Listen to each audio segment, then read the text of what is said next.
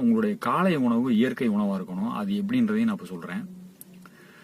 தேங்காய் பால், அதாவது தேங்காவை மென்னு உங்களால சாப்பிட முடியும் அப்படின்னா இளம் தேங்காயை உடைச்சு ஒரு அரை முடி தேங்காய் மென்னு சாப்பிட்டுருங்க. இல்ல என்னால முடியாது அப்படின்றவங்க மட்டும் என்ன பண்ணுங்க, அரை முடி தேங்காயை உடைச்சு மிக்சி ஜாரில் போட்டு பால் ஆக்கிடுங்க. அந்த பால் எடுக்கிறதுக்கு நீங்க எடுக்கக்கூடிய ஒரு இது சுடு தண்ணி எடுத்துக்கங்க. நல்லா வார்ம் வாட்டரா எடுத்து இந்த பால் எடுத்து காலைல எந்திரிச்சோடனே வெறும் வயிற்றுல குடிங்க. அதுக்கப்புறம் ஒரு மாதுளம்பழத்தை வெளித்தோலை மட்டும் நீக்கிட்டு உள்ள இருக்கிற மஞ்சத்தோலோட சேர்த்து இந்த மாதுளம்பழத்தை நீங்க சாப்பிடுங்க. பேரிச்சம்பழம், அதாவது 2ல இருந்து 4 பேரிச்சம்பழம் நீங்க டெய்லி சாப்பிட்டுக்கிட்டே வாங்க.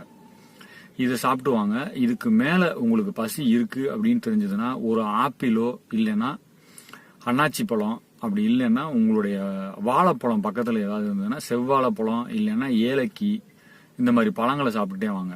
முழுக்க முழுக்க உங்களுடைய உணவு காலை உணவு மட்டும் இயற்கை உணவா இருந்ததுன்னா உங்களுடைய மூளையின்